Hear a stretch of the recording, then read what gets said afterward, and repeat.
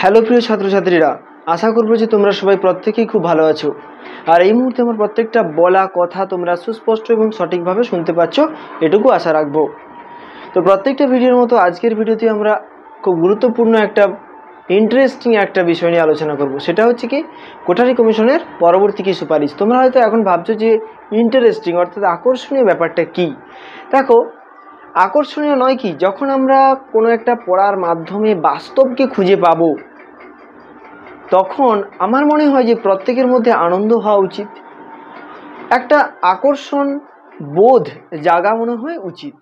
কারণ আমরা যখন এডুকেশান নিয়ে পড়ছি, আমরা যখন কোঠারি কমিশনের বিভিন্ন সুপারিশগুলো পড়ছি, আর তার মধ্যে যখন আমরা মিলগুলোকে খুঁজে পাচ্ছি, আমার মনে হয় তখন একটা আকর্ষণ তৈরি হয়।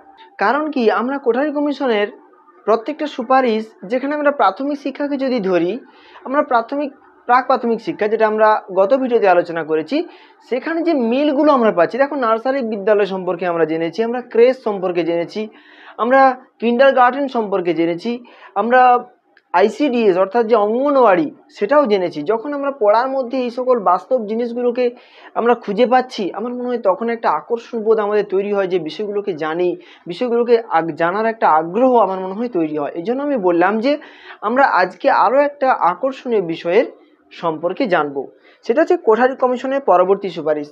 পূর্বে অর্থাৎ গত ভিডিওতে আমরা যেটা জেনেছিলাম সেটা হচ্ছে প্রাক প্রাথমিক শিক্ষা প্রতিষ্ঠান সম্পর্কে কোঠারি কমিশনের সুপারিশ। তো আজকের এই ভিডিওতে আমরা জানবো প্রাথমিক শিক্ষা সম্পর্কে কোঠারি কমিশনের গুরুত্বপূর্ণ সুপারিশগুলো। আশা করবো যে তোমরা প্রত্যেকটা ভিডিও আমরা যেগুলো দিয়ে থাকি সেগুলো তোমরা মনোযোগ সহকারে দেখো, আর প্রত্যেকটা ভিডিও মনোযোগ সহকারে না দেখলে কিন্তু এমসিকিউর প্রশ্নের উত্তর দেওয়া খুবই কঠিন হয়ে পড়বে। আচ্ছা, প্রাক প্রাথমিক শিক্ষা তো আমরা জেনে নিয়েছি। তো আজকে আমরা শুধু জানবো প্রাথমিক শিক্ষা প্রতিষ্ঠানের ব্যাপারে কোঠারি কমিশনের সুপারিশ, মানে প্রাক প্রাথমিক শিক্ষায় যে সমস্ত সুপারিশগুলো দিয়েছিল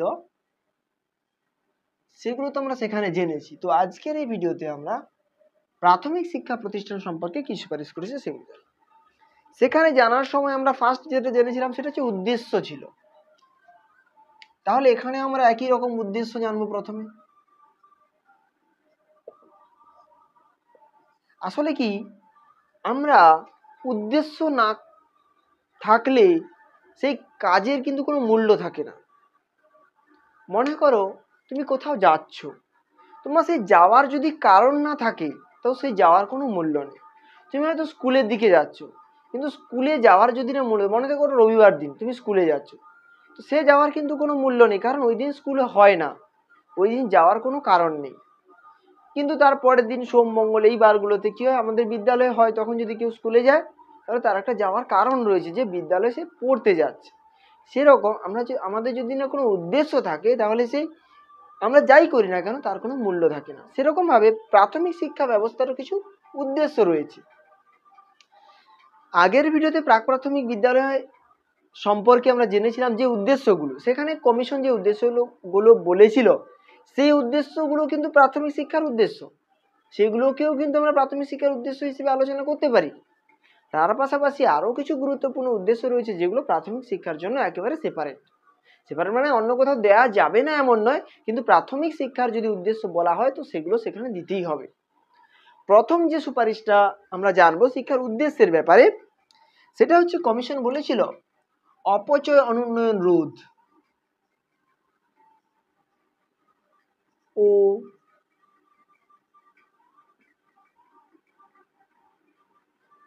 অপচয় অনুন্নয়ন রোধ। অপচয় অনুন্নয়ন রোধ বিষয়টাকে জানার আগে আমাদের জানতে হবে যে অপচয় কি আর অনুন্নয়ন কি। কারণ বিষয়গুলো ডিটেলসে না জানলে কিন্তু আমাদের ধারণাতে খামতি থেকে যাবে।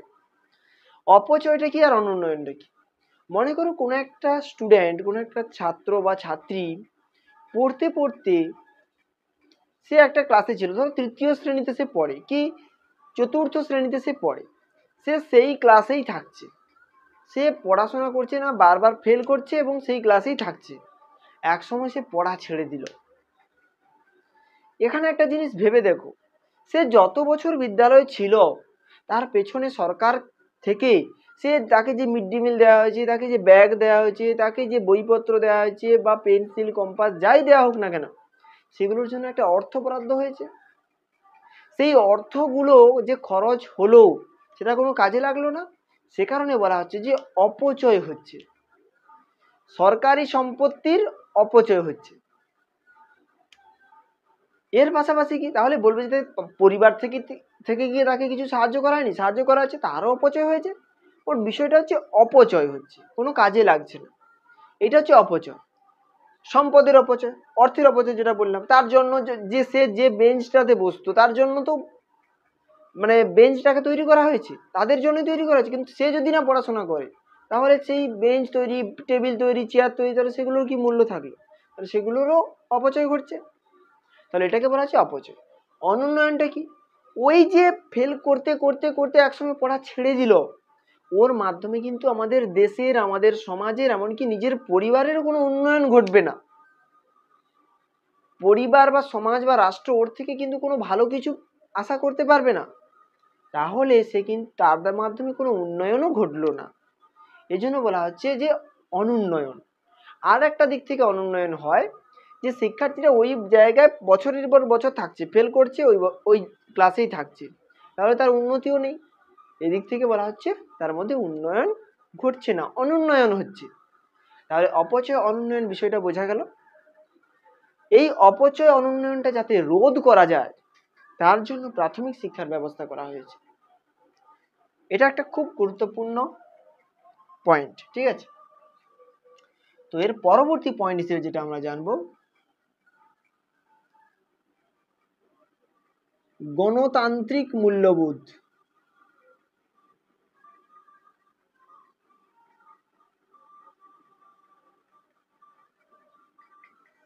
গণতান্ত্রিক মূল্যবোধটা কি?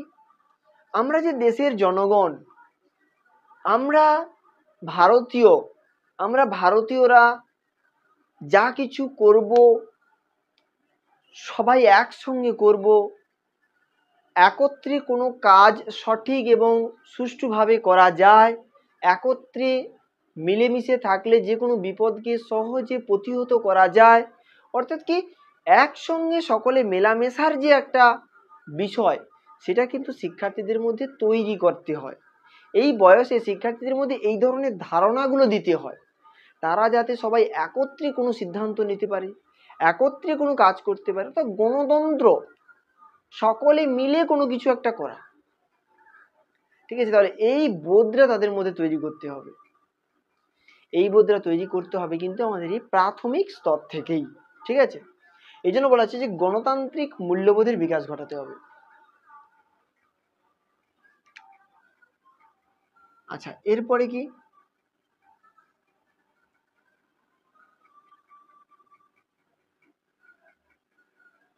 বিমূর্ত ধারণার বিকাশ।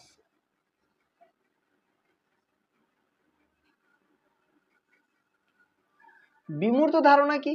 দেখো, আমরা প্রাক প্রাথমিক স্তরে জেনেছিলাম, সেখানে যে ফ্রয়েবেলের যে কিন্ডারগার্টেন পদ্ধতি, সেখানে আমরা জেনেছিলাম যে বিভিন্ন বৃত্তি উপহারের মাধ্যমে শিক্ষা দেওয়া হয়। তো সেখানে সেই যে মাটির কাজ, কাঠের কাজ, বিভিন্ন কাঠের সেট, বিভিন্ন আকার আকৃতির কাঠের সেট, বালি দিয়ে কোনো কিছু তৈরি ইত্যাদি হ্যানত্যান, সেগুলো দেখো প্রত্যেকটা কিন্তু আমরা হাত দিয়ে ছুঁতে পারি। একটা কাঠ যদি মনে করি, কাঠের একটা কোনো গোলাকার বস্তু, তাকে আমরা ছুঁতে পারি, তাকে দেখতে পারি, হাতে নিয়ে নাড়াচাড়া করতে পারি। তাহলে ওই যে বস্তুটা, ওটাকে বলা হচ্ছে মূর্ত, যাকে আমরা দেখতে পারি, যাকে স্পর্শ করতে পারি, যাকে নাড়াচাড়া করতে পারি, ঠিক আছে। সেটা হচ্ছে কি মূর্ত, ময় দীর্ঘকার তয় রেপ, এটা হচ্ছে কি মূর্ত। যেমন কি কাঠ, ধরো কাঠের টুকরো, ঠিক আছে, ওটা মূর্ত। কিন্তু বিমূর্ত কিছু ধারণা হয় যেগুলোকে আমরা ধরতে পারি না, ছুঁতে পারি না। যেমন ভালোবাসা। ধরো একজন শিশুকে তার মা খুব ভালোবাসে, তার যে ভালোবাসাটা, বা একজন শিক্ষার্থীকে শিক্ষক ভালোবাসে, তার যে এই ভালোবাসাটা, বা সততা, কেউ সত্য কথা বলে বা সে সৎ পথে চলে, সেই যে সততা ব্যাপারটা, এগুলোকে কিন্তু আমরা ধরতে পারি না বা ছুঁতে পারি না, এগুলোকে আমরা বুঝতে পারি বা অনুভব করতে পারি, ঠিক আছে। তাহলে এই যে ধারণা, এই যে একটা কোনো একটাকে ছুঁতে পারি না কিন্তু তার সম্পর্কে কল্পনা করা। যেমন গণিতের বিভিন্ন বিষয়গুলো দেখো, গণিতের যে বিভিন্ন বিষয়গুলো হয় সেগুলোকে আমরা ছুঁতে পারি না, কিন্তু কোনো একটা গণিত যোগ করতে হবে কি বিয়োগ করতে হবে, এই সমস্ত বিষয়গুলো কিন্তু আমরা কল্পনা করি, সেগুলোকে আমরা ছুঁতে পারি না বা সেগুলোকে ধরতে পারি না। এগুলো কিন্তু একটা অ্যাবস্ট্রাক্ট বিষয়, মানে বিমূর্ত ধারণা। তাহলে শিক্ষার্থীদের মধ্যেই মানে কি বলে বিমূর্ত ধারণার বিকাশ ঘটাতে হবে। যেমন মূল্যবোধ, মানে কাউকে বড়দেরকে যে সম্মান দিয়ে কথা বলা, এই সম্মান দেওয়া, সম্মান যে বিষয়টা, কাউকে মর্যাদা বিষয়টা, মূল্যবোধ বিষয়টা, এগুলোকে কিন্তু ছোঁয়া যায় না, ধরা যায় না, কিন্তু এগুলোকে বোঝা যায় যে তার মূল্যবোধ রয়েছে, সে অন্যকে সম্মান করতে পারে, মর্যাদা দিতে পারে। তাহলে এই যে বিষয়গুলো, এগুলোকে কিন্তু আমরা ছুঁতে পারি না, বুঝতে পারি। তাহলে এগুলোকে বলা হচ্ছে বিমূর্ত ধারণা। তাহলে এগুলো সম্পর্কে শিক্ষার্থীদেরকে ধারণা দিতে হবে। এটা এরপর কি,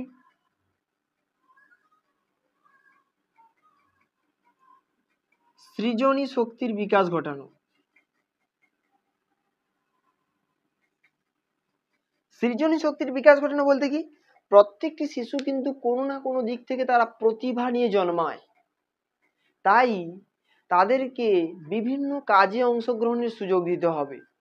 সে খেলাধুলা থেকে, অঙ্কন থেকে, নাচ গান থেকে, নাটক থেকে, সঙ্গীত থেকে, সমস্ত দিক থেকে তাদের সুযোগ সুবিধা দিতে হবে, যাতে আমরা বুঝতে পারি যে কোন দিকে তার প্রভাব রয়েছে। তাহলে সেটা আমরা কোথা থেকে পাবো? যদি তাদের জন্য সৃজনশীল কোনো বিষয়ের সৃজনশীল কোনো আয়োজন করা যায়, সৃজনশীল ব্যবস্থার কোনো আয়োজন করা যায়, যেখানে তার সৃজনী শক্তিটাকে প্রকাশ করতে পারবে, তার মধ্যে যে ক্রিয়েটিভিটি, তার মধ্যে যে নতুন কিছু তৈরি করার যে ক্ষমতা সেটা যে রয়েছে, সেটা সে প্রকাশ করতে পারবে। তার জন্য তাকে উপযুক্ত ব্যবস্থা গ্রহণ করতে হবে বিদ্যালয়ে। কেউ ধরো মিউজিক ভালো পায়, মানে মিউজিক মানে গান গাইতে সে ভালো পারে, কিন্তু বিদ্যালয়ে যদি না গানের অনুষ্ঠান করা হয়, তাহলে কিন্তু তার প্রতিভাকে আমরা বাঁচতে পারবো না। তাহলে এই জন্য তাদেরকে সুযোগ দিতে হবে। এই জন্য বলছি যে সৃজনী শক্তির বিকাশ ঘটানো। আর কি, এর পাশাপাশি কিছু বলে দিই, এর পাশাপাশি রয়েছে ভাষার বিকাশ। কমিশন বলেছে যে প্রাথমিক শিক্ষা কিন্তু হবে মাতৃভাষার মাধ্যমে, তবে পরবর্তী পর্যায়ে মানে পঞ্চম শ্রেণী বা ষষ্ঠ শ্রেণী থেকে এই আঞ্চলিক ভাষার পাশাপাশি ইংরেজি অথবা হিন্দি, মানে আমাদের যে রাষ্ট্রীয় ভাষা হিন্দি, তার চর্চা কিন্তু শুরু করতে হবে। কমিশন এইভাবে বলেছে। এর পাশাপাশি কি রয়েছে, জাতীয়তা বোধের বিকাশ। আমরা যে দেশের জনগণ, আমাদের দেশের প্রতি একটা মর্যাদা রয়েছে, আমাদের দেশের প্রতি একটা শ্রদ্ধা রয়েছে, আমাদের দেশকে সম্মান করতে হবে, আমাদের জাতীয় পতাকার প্রতি সম্মান রাখতে হবে, আমাদের জাতীয় পতাকার সম্মান রক্ষা করতে হবে। তাহলে এই যে বোধ, এগুলোকে বলা হচ্ছে জাতীয়তা বোধ, মানে রাষ্ট্রের প্রতি যে আনুগত্য, রাষ্ট্রের প্রতি যে আমরা সর্বদা নতমস্তক, সেই বিষয়টাকে তুলে ধরতে হলে সকলের মধ্যে জাতীয়তা বোধের বিকাশ ঘটাতে হবে। তো জাতীয়তা বোধের বিকাশ ঘটানো কিন্তু একটা গুরুত্বপূর্ণ বিষয়। এর পাশাপাশি কি, যেটা আমরা দেখতে পাবো সংবিধানের ৪৫ নম্বর ধারাতে রয়েছে যে ৬ থেকে ১৪ বছর পর্যন্ত প্রত্যেকটি শিশুকে অবৈতনিক বাধ্যতামূলক, অবৈতনিকতার অর্থ কি, বেতন নেওয়া যাবে না, বাধ্যতামূলক মানে করতেই হবে। তাহলে এই অবৈতনিক বাধ্যতামূলক শিক্ষার কথা বলেছিল, মানে সবাই যাতে শিক্ষার মধ্যে আসতে পারে, মানে সর্বজনীন যে শিক্ষা ব্যবস্থা, তার কিন্তু সুফল হয় এই প্রাথমিক শিক্ষার মাধ্যমে। প্রাথমিক শিক্ষাকে যদি সঠিকভাবে ব্যবস্থা করা যায়, তাহলে তাদের মধ্যে শিক্ষার প্রতি একটা আগ্রহ তৈরি হয়, যার ফলে তারা দীর্ঘদিন কিন্তু পড়াশোনা করতে আগ্রহী হয়, তারা পড়াশোনা করতে চায়। আসলে কি, সর্বজনীন শিক্ষাকে যদি সাফল্যমণ্ডিত করতে হয়, তাহলে প্রাথমিক শিক্ষাকে কিন্তু সঠিকভাবে গড়ে তুলতে হবে, মানে সকলের মধ্যে যদি শিক্ষার আলোকে পৌঁছে দিতে হয়, তাহলে এই প্রাথমিক শিক্ষা ব্যবস্থা কিন্তু সঠিকভাবে গড়ে তুলতে হবে।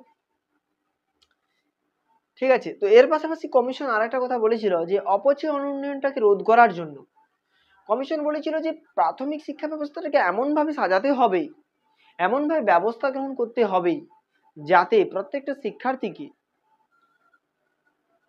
দীর্ঘদিন ধরে পড়াশোনার মধ্যে রাখা যায়। এখানে কমিশন বলেছিল যে স্টুডেন্ট বা যতগুলো স্টুডেন্ট প্রথম শ্রেণীতে ভর্তি হয়েছে, তার 40% ছাত্রছাত্রী যেন সপ্তম শ্রেণী পর্যন্ত যায়। মনে করো যদি 100 জন ছাত্রছাত্রী প্রথম শ্রেণীতে ভর্তি হয়, তার মধ্যে যেন মিনিমাম 40 জন সপ্তম শ্রেণী পর্যন্ত যেতে পারে পড়াশোনার জন্য। তাহলে সপ্তম শ্রেণী তারা পাস করার পর অষ্টম শ্রেণী পড়বে, অর্থাৎ 6 থেকে 14 বছর সেখানেই কমপ্লিট হয়ে যাচ্ছে।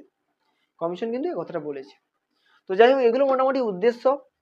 তবে যেটা বললাম যে আমরা প্রাক প্রাথমিক স্তরে যে উদ্দেশ্যগুলো জেনেছি তার সঙ্গে সঙ্গে এই উদ্দেশ্যগুলো ইম্পর্টেন্ট বলে আমি বলে দিলাম, ঠিক আছে। এগুলো হচ্ছে প্রাথমিক শিক্ষার উদ্দেশ্য। তো এরপর আমরা যেটা জানবো, খুব গুরুত্বপূর্ণ প্রশ্ন, মানে খুব গুরুত্বপূর্ণ একটা বিষয়, এখান থেকে এমসিকিউর প্রশ্ন অবশ্যই আসবে।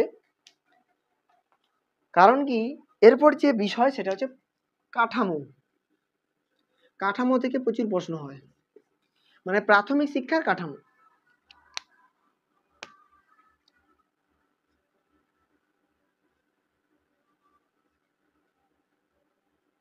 আমরা ছকের মাধ্যমে মনে রাখবো যাতে আমাদের বিষয়গুলো দীর্ঘদিন মনে থাকে। দেখো, প্রাথমিক শিক্ষাকে কমিশন দুটি ভাগে ভাগ করেছে। একটাকে বলা হচ্ছে নিম্ন প্রাথমিক,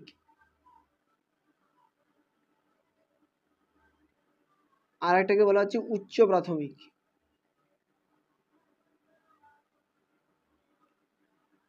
ঠিক আছে, নিম্ন প্রাথমিক বা উচ্চ প্রাথমিক। নিম্ন প্রাথমিকের ক্ষেত্রে বয়স স্তরটা কি রকম হচ্ছে, বয়সের সঙ্গে তো সামিল থাকবে। নিম্ন প্রাথমিকটা হচ্ছে, একটু অন্য কালারটা ব্যবহার করি, মানে প্রথম শ্রেণী থেকে চতুর্থ বা পঞ্চম শ্রেণী পর্যন্ত। আর উচ্চ প্রাথমিকটা পঞ্চম শ্রেণী, চতুর্থ শ্রেণী, পঞ্চম শ্রেণী বা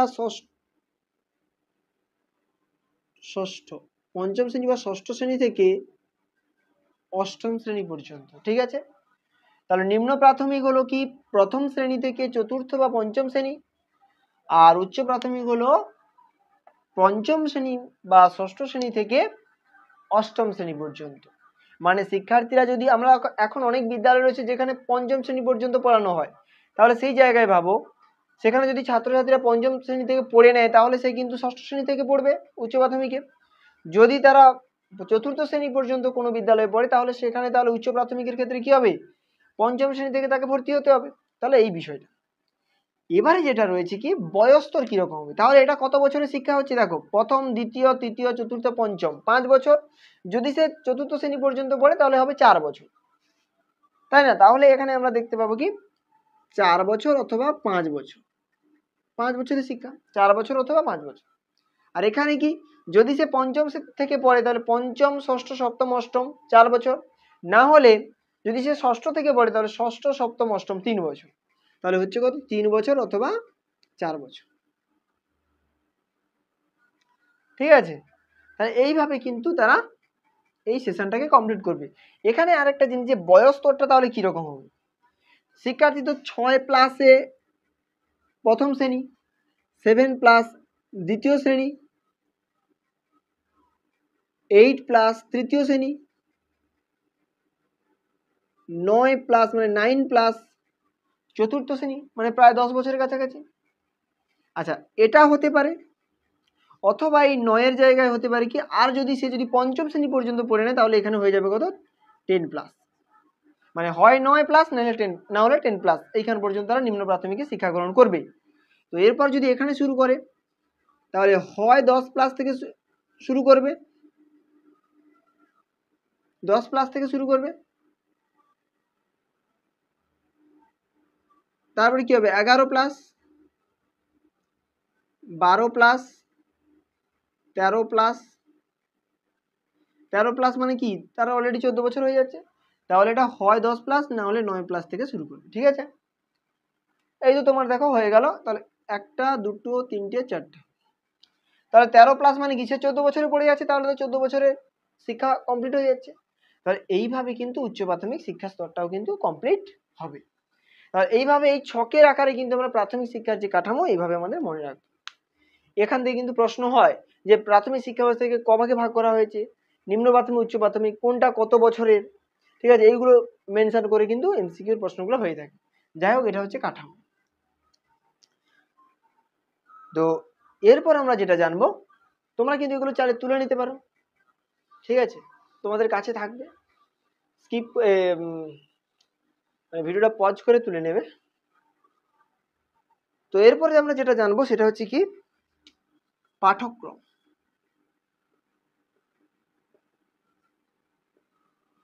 পাঠ্যক্রমটা কি? প্রাথমিক স্তরে আমরা দেখলাম যে নিম্ন প্রাথমিক ও উচ্চ প্রাথমিক, তাহলে পাঠ্যক্রমের ক্ষেত্রেও কিন্তু আমরা দেখতে পাবো এখানেও দুটো ভাগ রয়েছে, নিম্ন প্রাথমিক স্তরের পাঠ্যক্রম, উচ্চ প্রাথমিক স্তরের পাঠ্যক্রম। তাহলে প্রথমে আমরা যেটা জানবো নিম্ন প্রাথমিক। নিম্ন প্রাথমিক স্তরের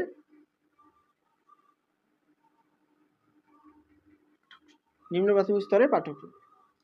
প্রথমেই যেটা জানবো সেটা হচ্ছে কি ভাষা। নিম্ন প্রাথমিক স্তরে ভাষা হবে কি, কমিশন পরিষ্কার বলে দিয়েছে যে নিম্ন প্রাথমিক স্তরে ভাষা হবে আঞ্চলিক ভাষা বা মাতৃভাষা, একদম এটা হচ্ছে কমিশন একবারে বলে দিয়েছে। এরপর যেটা রয়েছে গণিত।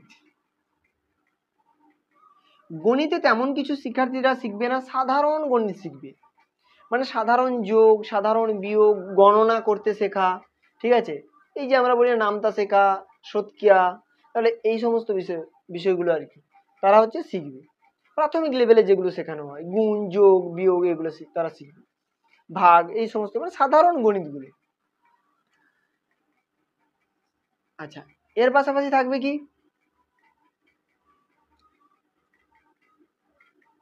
পরিবেশ বিজ্ঞান ও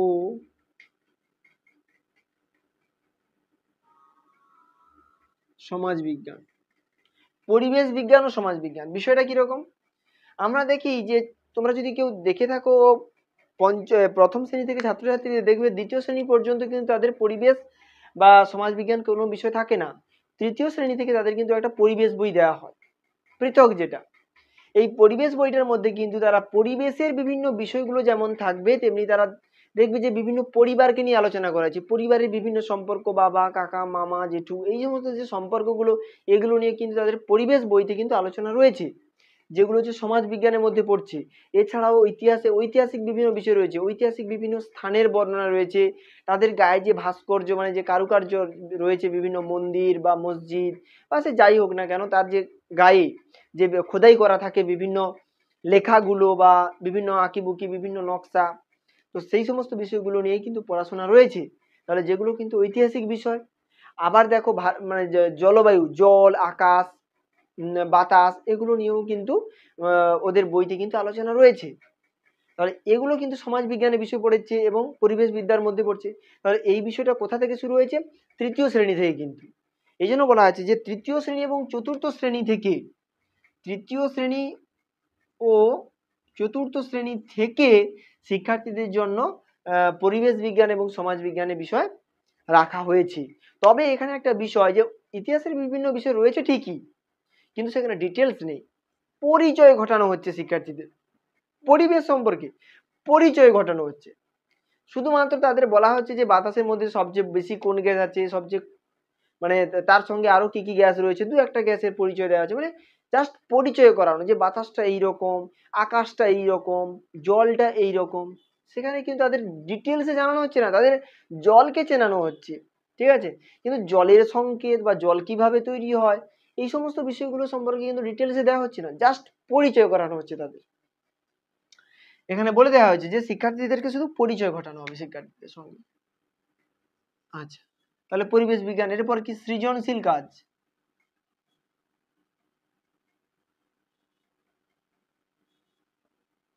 তাহলে সৃজনশীল কাজ বলতে কি, সৃজনশীল কাজ মানে কি ক্রিয়েটিভ, আমার মধ্যে যে নতুনত্ব রয়েছে সেটা আমি প্রকাশ করব কিভাবে, তার জন্য শিক্ষার্থীদের যা যা কিছু করতে হবে, বিদ্যালয়ের নাটক, সঙ্গীত, নৃত্য, তারপরে ছবি আঁকা, বিভিন্ন খেলাধুলা, এগুলো আয়োজন করতে হবে শিক্ষার্থীদের, যাতে তাদের সৃজনী শক্তির প্রকাশ পায়। কেউ খেলাধুলায় ভালো, তাহলে তাকে খেলাধুলার দিকে তাদের আগ্রহটাকে বাড়াতে হবে সৃজনী শক্তির।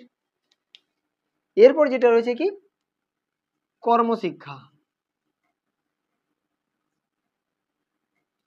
কর্মশিক্ষা মানে কি হাতের কাজের উপর ডিপেন্ড, তাহলে এখানে শিক্ষার্থীদেরকে হাতের কাজ কিছু করতে দেওয়া হবে, সেটা সৃজনশীল যে কাজ যেটা বললাম সেখানেও কিন্তু হতে পারে হাতের কাজ।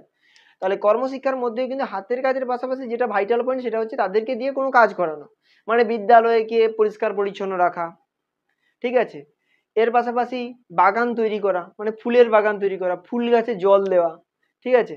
তাহলে এই সমস্ত বিষয়গুলো কিন্তু কর্মশিক্ষার মধ্যে পড়ে। তাহলে এগুলো হচ্ছে শিক্ষার্থীদের জন্য আয়োজন করতে হবে, ঠিক আছে।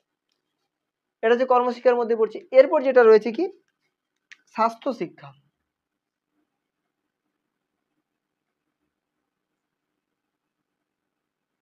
স্বাস্থ্য শিক্ষা অর্থাৎ কি, ছাত্রছাত্রীদের যাতে স্বাস্থ্যটা ভালো থাকে তার জন্য তাদের স্বাস্থ্য শিক্ষা করাতে হবে, মানে তাদেরকে ব্যায়াম দেখাতে হবে, বিভিন্ন ধরনের ব্যায়াম করাতে হবে, খেলাধুলায় অংশগ্রহণ করানোর প্রতি আগ্রহ সৃষ্টি করতে হবে তাদের মধ্যে। তারা যাতে বিভিন্ন খেলাধুলায় অংশগ্রহণ করতে পারে, তাহলে তাদের কি হবে, স্বাস্থ্যটা ভালো থাকবে। এবং তারা যাতে কি বলা যায়, খাওয়ার আগে হাত ধোয় এবং খাওয়ার পরে যাতে হাত ধোয়। হ্যাঁ, এছাড়াও তাদেরকে বলতে হবে যে সকালে উঠে ব্রাশ করা, এই সমস্ত যে বিভিন্ন স্বাস্থ্যাভ্যাসগুলো, স্বাস্থ্যের জন্য যে অভ্যাসগুলো দরকার হয়, সেই সমস্ত স্বাস্থ্যাভ্যাসের সঙ্গে তাদের পরিচয় ঘটাতে হবে। তাহলে এগুলোর মাধ্যমে কি হয়, তাদেরকে স্বাস্থ্য শিক্ষা দেওয়া যায়। তাহলে এগুলো যেগুলো আমরা জানলাম সেগুলো কিন্তু নিম্ন প্রাথমিক স্তরের পাঠ্যক্রমের মধ্যে পড়ছে। এবার যেটা জানবো আমরা সেটা হচ্ছে উচ্চ প্রাথমিক। শুধু নিম্ন প্রাথমিকটাকে বাদ দিয়ে কিছু কিছু লাইন এখানে থেকে যাবে, সে কারণে আমি পুরোটা পরিষ্কার করলাম না, ঠিক আছে। তাহলে উচ্চ প্রাথমিক স্তরের পাঠ্যক্রম কি হবে, ভাষা তো থাকবে। তাহলে ভাষার মধ্যে কি হবে, সেখানে আমরা জেনেছিলাম শুধুমাত্র মাতৃভাষা বা আঞ্চলিক ভাষা। এখানে কি হবে, এখানে ভাষার দুটো দিক রয়েছে, একদিকে রয়েছে মাতৃভাষা বা আঞ্চলিক ভাষা, অন্যদিকে রয়েছে ইংরেজি বা হিন্দি ভাষার মধ্যে যে কোনো একটাকে তোমাকে রাখতে হবে, মানে মানে হিন্দি এবং ইংরেজি ভাষা চর্চা করতে হবে, ঠিক আছে। হিন্দি ইংরেজি শুরু করতে হবে। আমরা দেখি যে বর্তমানে ষষ্ঠ শ্রেণী বা পঞ্চম শ্রেণী থেকে ছাত্রছাত্রী হিন্দি পড়ানো হয়, অনেক স্কুলে হিন্দি বই রয়েছে, এবং এমনকি সপ্তম শ্রেণী থেকে তাদের জন্য সংস্কৃত বই, বিশেষ করে অষ্টম শ্রেণীতে অবশ্যই সংস্কৃত বই রয়েছে। তাহলে এগুলো পাঠ করানো হচ্ছে কিন্তু এই কারণে, তাদেরকে ওই সমস্ত প্রাচীন ভাষা বা আমাদের যে রাষ্ট্রীয় ভাষা বা আমাদের যে সরকারি যে ভাষা রয়েছে সেগুলোর সঙ্গে পরিচয় ঘটানোর জন্য। তাহলে ভাষা রয়েছে এইভাবে। এছাড়াও আরো একটা বিষয় যে ছাত্রছাত্রীরা যদি চায় তো এখানে তারা হিন্দি, ইংরেজি এছাড়াও আঞ্চলিক ভাষা এগুলোর মধ্যে কোনো একটা ভাষাকে অতিরিক্ত ভাষা হিসেবে তারা নিতে পারে, এ দুটো বাদে, ঠিক আছে। তাহলে দুটো মানে কোনটা, প্রথম হচ্ছে মাতৃভাষা বা আঞ্চলিক ভাষা, দ্বিতীয়টা হচ্ছে ইংরেজি এবং হিন্দি ভাষা চর্চা, এটা দুটো। এছাড়াও হিন্দি, মাতৃভাষা এবং ইংরেজি ভাষা কোনো একটা ভাষাকে অতিরিক্ত বিষয় হিসেবে নিতে পারে, মানে সেটা নিয়ে বেশি চর্চা করবে, তারা নিজেরা সেটা সম্পর্কে জানতে চাইবে, তাদের প্রতি আগ্রহ থাকবে সেই ভাষা শেখার প্রতি, এই সমস্ত বিষয়। আচ্ছা, তাহলে ভাষা। তো এরপর যেটা রয়েছে,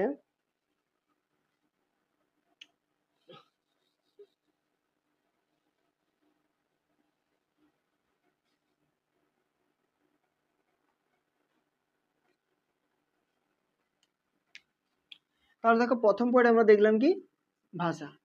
তো এরপর যেটা রয়েছে উচ্চ প্রাথমিক স্তরের পাঠ্যক্রমের মধ্যে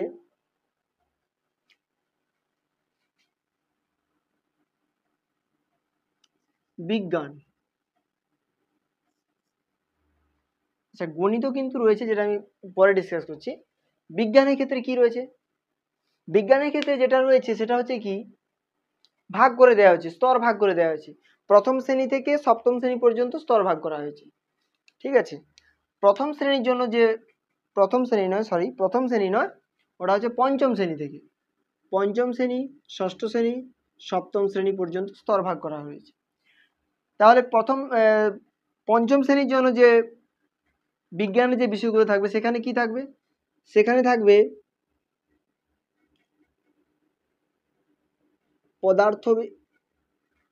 পদার্থবিদ্যা থাকবে,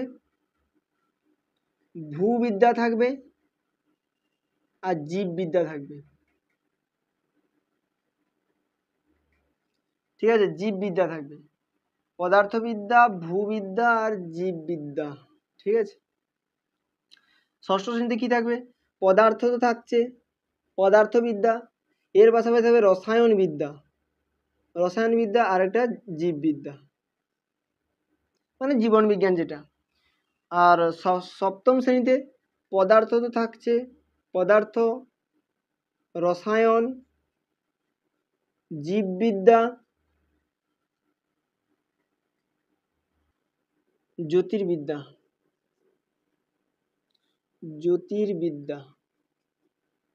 ঠিক আছে। তাহলে বিজ্ঞানের মধ্যে এই সমস্ত বিষয়গুলো কিন্তু থাকবে।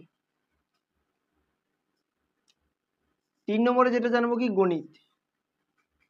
গণিতের মধ্যে কি থাকবে? গণিতের মধ্যে থাকবে কি? পাটিগণিত থাকবে, বীজগণিত থাকবে, জ্যামিতি থাকবে, তার পাশাপাশি থাকবে গণিতের বিভিন্ন সূত্র, বিভিন্ন নীতি। এছাড়াও থাকবে গণিতে যে বিভিন্ন গ্রাফ রয়েছে, রাশিবিজ্ঞান, আর গ্রাফের মাধ্যমে কোনো কিছু যে প্রকাশ করা, মানে যেটা আমরা ক্লাস 8-এ দেখতে পাই যে তাদের পাইচিত্র রয়েছে, বার ডায়াগ্রাম রয়েছে, তা এই সমস্ত বিষয়গুলো রয়েছে এই কিন্তু সুপারিশ অনুযায়ী। আমরা দেখতে পাবো যে যারা হচ্ছে এই ক্লাস 8-এ পড়ে তাদেরকে যদি আমরা তাদের গণিত বইটা খুলি তাহলে সেখানে অবশ্যই আমরা দেখতে পাবো পাইচিত্র দেখতে পাবো, সেখানে স্তম্ভচিত্র দেখতে পাবো। তাহলে সেগুলো রাখা হয়েছে কিন্তু এই সুপারিশগুলো অনুসারে, ঠিক আছে? তাহলে গণিত বলতে আমরা এই সমস্ত বিষয়গুলোকে রাখবো, পাঠ্যক্রমের মধ্যে রাখতে হবে। তাহলে কি কি? তোমার পাটিগণিত, বীজগণিত, জ্যামিতি, গাণিতিক, বিভিন্ন গাণিতিক সূত্র, নীতি, তার পাশাপাশি বিভিন্ন গ্রাফের মাধ্যমে যাতে বিভিন্ন তথ্য যে প্রকাশ করা হয়, তাহলে বিভিন্ন গ্রাফ, তার পাশাপাশি রাশিবিজ্ঞানের বিভিন্ন বিষয়, লেখচিত্র, রাশিবিজ্ঞান যে লেখচিত্রগুলো হয়, তাহলে সেগুলো সেই সমস্ত বিষয়গুলো কিন্তু আমাদের পাঠ্যক্রমের মধ্যে রাখতে হবে উচ্চ প্রাথমিকের স্তরের পাঠ্যক্রমে। তাহলে গণিত গেল। এরপর যেটা রয়েছে কি?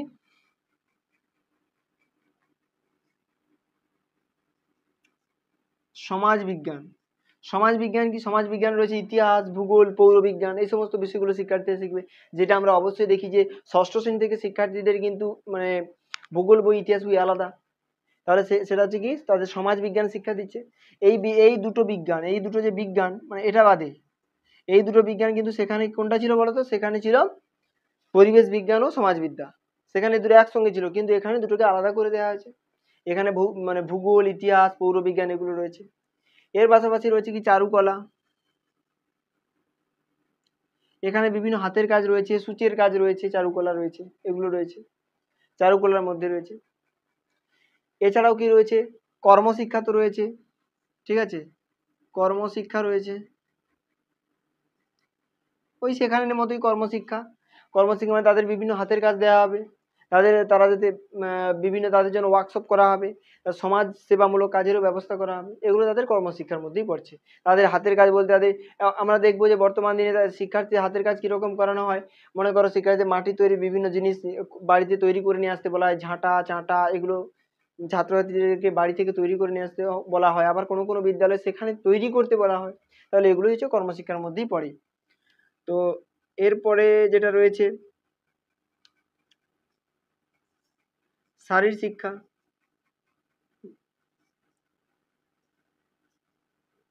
শারীর শিক্ষাতে কি? শারীর শিক্ষা বিষয়টা কি? শারীর শিক্ষা বলতে বোঝায় শারীরিক যে বিষয়গুলো, মানে এখানে কিছু আউটডোর ইনডোর গেমের কথা বলা হয়েছে। আউটডোর গেম মানে কি? যেগুলো মানে বাড়ির মধ্যে খেলা যায় না, ভেতরে বাইরে খেলতে, যেমন ক্রিকেট, ফুটবল, ভলিবল, হকি, হ্যাঁ, তারপরে কি বলে আরো যে অন্যান্য বিষয়গুলো রয়েছে যেগুলো আমাদের বাইরে খেলতে হয়, যেমন বল থ্রো করা, বিভিন্ন জিমনাস্টিক্স, এগুলো কি বাইরে খেলতে হয়, মানে এগুলো হচ্ছে আউটডোর গেম। এর পাশাপাশি বিভিন্ন ইনডোর গেমের কথা বলা হয়েছে, যেমন কি টেবিল টেনিস, কাবাডি, বাস্কেটবল যেটাকে আমরা বলি, এটাও কিন্তু ইনডোর গেমের মধ্যেই পড়ে। তো এই সমস্ত ইনডোর গেমের কথা কিন্তু বলা হয়েছে। এর পাশাপাশি দেখো দাবা রয়েছে, দাবাও একটা কিন্তু ইনডোর গেম। এর পাশাপাশি তাস রয়েছে, এটাও কিন্তু একটা ইনডোর গেম। লুডো রয়েছে, এগুলো কিন্তু ইনডোর গেম। তাহলে এগুলো কি হয়? বাড়ির মধ্যে খেলা যায়, সেগুলো হচ্ছে ইনডোর গেম। আউটডোর মানে বাইরে খেলতে হয়, ঠিক আছে? কাবাডিকেও কোথাও কোথাও কিন্তু আউটডোর গেম বলা হয়েছে, তবে ইনডোর গেমও করা যায় কিন্তু কাবাডি। তাহলে এই বিষয়গুলো, তাহলে এগুলো কি শারীরিক শিক্ষার জন্য। এর পাশাপাশি কমিশন যেটার কথা বলেছে সেটা হচ্ছে কি নৈতিক এবং আধ্যাত্মিক শিক্ষা। নৈতিক এবং আধ্যাত্মিক শিক্ষার জন্য বলা হয়েছে যে নৈতিক এবং আধ্যাত্মিক শিক্ষা দানের জন্য সপ্তাহে দুটো একটা পিরিয়ড বরাদ্দ রাখতে হবে, মানে একটা নির্দিষ্ট ক্লাস থাকবে নৈতিক এবং আধ্যাত্মিক শিক্ষা দেওয়ার জন্য। সেখানে হতে পারে বিভিন্ন মনীষী, বিভিন্ন বিভিন্ন ধরনের ধর্মগ্রন্থ থেকে কিছু অংশ তুলে নিয়ে সেগুলো আলোচনা, বিভিন্ন মনীষীদের জীবনী পাঠ, বিভিন্ন মনীষীদের বাণী শোনা। তাহলে এগুলোর মাধ্যমে শিক্ষার্থীদের নৈতিক এবং আধ্যাত্মিক বিকাশ ঘটানো যায়। তাহলে এগুলো মোটামুটি উচ্চ প্রাথমিক স্তরের পাঠ্যক্রমের মধ্যে অবশ্যই রাখতে হবে, ঠিক আছে?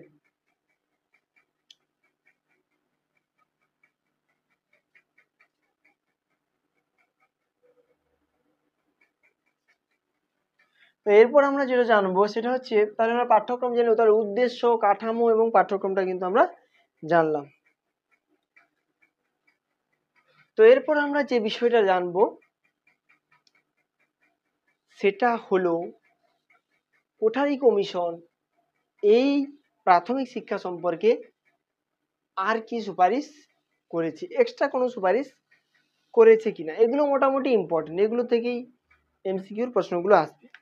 তো এরপর যেটা জানবো যে কোঠারি কমিশনের অন্যান্য কিছু সুপারিশ। কোঠারি কমিশন যদি বলেছে সেখানে আমরা দেখতে পাবো, আগেই আলোচনা করেছি যে 6 থেকে 14 বছর পর্যন্ত শিক্ষা ব্যবস্থাকে মানে কি বলা যায় অবৈতনিক এবং বাধ্যতামূলক করার কথা বলা হয়েছে। এর পাশাপাশি আমরা এটাও জেনেছি যে অপচয় অনুন্নয়ন রোধ করার কথা বলা হয়েছে। সেখানে কমিশন এটাও বলেছে যে যে সমস্ত শিক্ষার্থীরা প্রথম শ্রেণীতে ভর্তি হয়েছে তাদের যেন 40% ছাত্রছাত্রী সপ্তম শ্রেণী পর্যন্ত যেতে পারে। এছাড়াও কমিশন বলেছে খেলার মাধ্যমে শিক্ষাদানের কথা। এছাড়াও কমিশন বলেছে সহায়ক উপকরণের মাধ্যমে শিক্ষাদানের কথা। এছাড়াও খেলার মাধ্যমে মানে প্রথম দ্বিতীয় শ্রেণীর যে শিক্ষার্থীরা রয়েছে তাদেরকে খেলাধুলার মাধ্যমে শেখাতে বলেছে কমিশন। ঠিক আছে, খেলাধুলার মাধ্যমে তাদেরকে শিক্ষাদান করতে হবে। এছাড়াও কি রয়েছে, সাময়িক সময়ের জন্য শিক্ষা রয়েছে, মানে যে সমস্ত শিক্ষার্থীরা শিক্ষা মানে ক্লাসে মানে স্যার বোঝাচ্ছেন কিন্তু তারা ধীর গতিতে বুঝতে পারছে, সঠিকভাবে বুঝতে পারছে না, তাদের জন্য একটা আলাদা সময় তাদেরকে নিয়ে যে ক্লাস করানো, তার একটা ব্যবস্থার কথা করার কথা বলেছে। তাহলে এই ধরনের ব্যবস্থাগুলো বলেছে কিন্তু কমিশন। এর পাশাপাশি আরেকটা যে গুরুত্বপূর্ণ সুপারিশ করেছে সেটা হচ্ছে বিদ্যালয়। বিদ্যালয় স্থাপনের ব্যাপারে কমিশন একটা গুরুত্বপূর্ণ সুপারিশ করেছে। এটা পরীক্ষার জন্য খুব ইম্পর্টেন্ট, মানে মারাত্মক ইম্পর্টেন্ট। সেটা হচ্ছে কি, বিদ্যালয়টা কোথায় থাকবে। অনেক সময় দেখা যায় যে বিদ্যালয় থেকে অনেকটা দূরে তার বাড়ি, অথবা বিদ্যালয়টা তার বাড়ি থেকে অনেকটা দূরে অবস্থিত, যে কারণে শিক্ষার্থী যেতে চাইছে না। সেক্ষেত্রে কমিশন একদম নির্দিষ্ট করে বলে দিয়েছে যে নিম্ন প্রাথমিক যে বিদ্যালয়গুলো সেগুলো যেন বাড়ি থেকে ছাত্রছাত্রীর বাড়ি থেকে 1 কিলোমিটারের মধ্যে হয়। আর উচ্চ প্রাথমিক যে বিদ্যালয়গুলো সেগুলো যেন ছাত্রছাত্রীর বাড়ি থেকে 3 কিলোমিটারের মধ্যে হয়। আমরা যেটা বর্তমান ক্ষেত্রেও অবশ্যই দেখতে পাই যে কারো বাড়ি থেকে মনে হয় না যে 1 কিলোমিটার দূরে প্রাথমিক, আর 3 কিলোমিটারের মধ্যে উচ্চ প্রাথমিক বিদ্যালয় নেই, অবশ্যই রয়েছে। তো যাই হোক, এই সমস্ত গুরুত্বপূর্ণ সুপারিশগুলো কিন্তু অন্যান্য সুপারিশের মধ্যে পড়ছে, যেগুলো কমিশন এই প্রাথমিক শিক্ষাকে সর্বজনীন করার জন্য বলেছে। তো এর পাশাপাশি আমরা কিছু সমস্যার কথা জেনে নেব।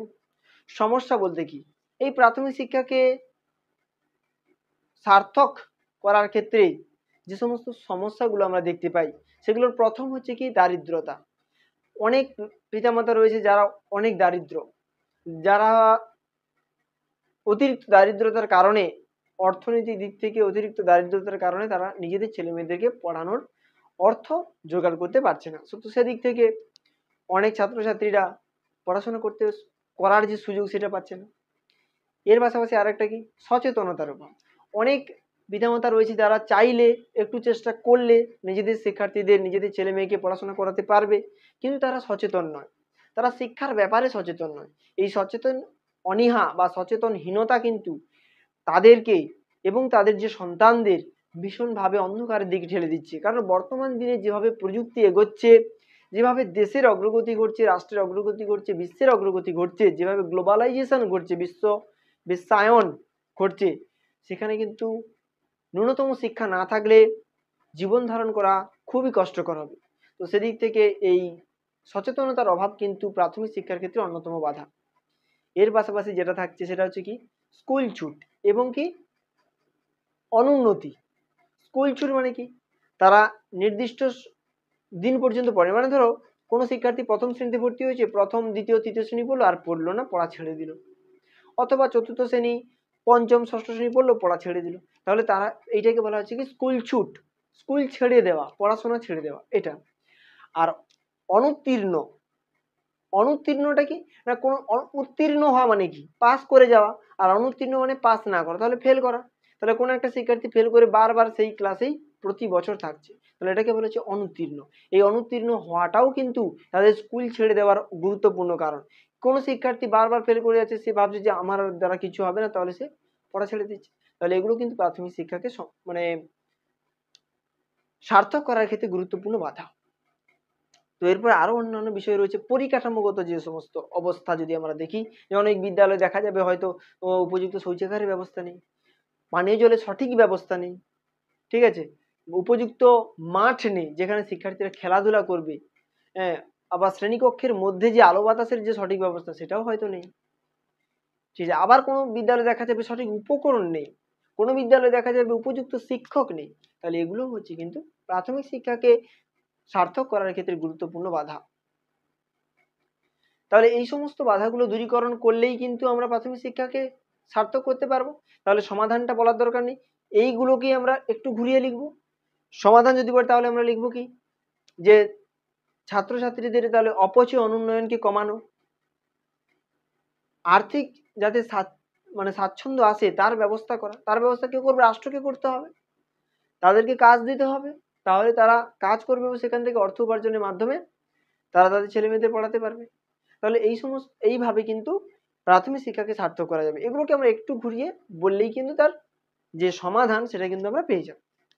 এর পাশাপাশি আরেকটা কথা, যে অর্থ বরাদ্দ, সরকার যে অর্থ বরাদ্দ করে সেটা দেখা যাবে যে প্রাথমিক বিদ্যালয়কে মডার্ন করতে বা প্রাথমিক বিদ্যালয়কে কিছুটা উন্নতি করানোর জন্য সেটা যথেষ্ট নয়, সেই অর্থটা যথেষ্ট নয়।